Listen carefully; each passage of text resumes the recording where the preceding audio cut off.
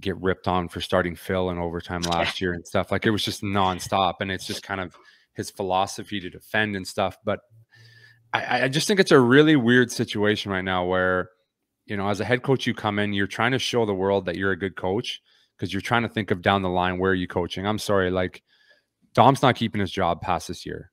A new GM comes in, he's bringing in his own, Gordon comes in, he's bringing his own GM. That GM may have a say in the coach, probably not. Gordon's bringing in his own coach. I'm sorry for the Ducharme lovers, and I love Dom, and I think he's a great guy, and I think he's a good coach, but that's just kind of the nature of the business. You won't be here past this year. So I think he's trying to do what he thinks is best to win every night. So it makes himself look like a good coach, maybe for next year, for his, you know, future prospective job.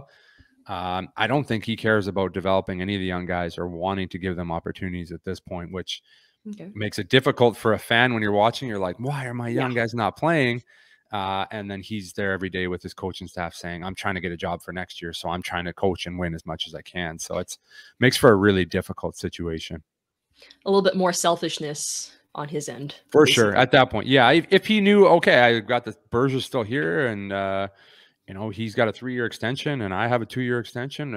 I got to develop the young guys. They're part of my future. But now it's like, I got to kind of save my ass a little bit and try to win as much as I can. So it makes it look like I did a good job with not as good of a team. Do you think Gorton made an error saying that Ducharme will be safe for this year? Would you have let him go for a almost immediate change within the team? Yeah, I think I don't know what the reasoning. Yeah, you're still paying Claude Julien, right? Like, yeah, and I don't think Jeff wants to be paying all these coaches, but at the end of the day, I don't think he's too concerned with paying this guy. You know, I'll pay this $1 million, pay you.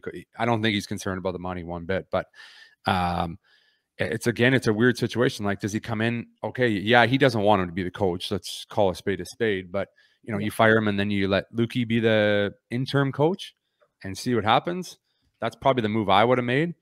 While you playoffs, or maybe while you look for something else. But you give him the rest of the year, and it's like, okay, it just makes for a really and I say this because when our GM got fired in Philly, Chuck Fletcher came in and he said, you know, Dave Haxtell is going to stay on as the coach. And you're like, okay, you got the coach for the rest of the year. But it was always awkward because you knew he was not going to keep his job.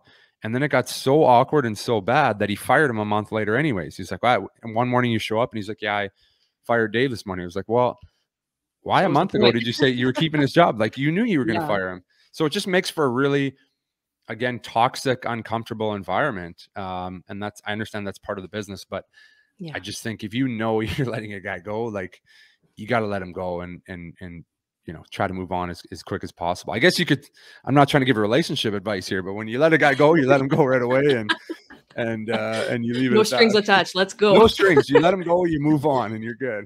It's a good analogy. Yeah, exactly. Right.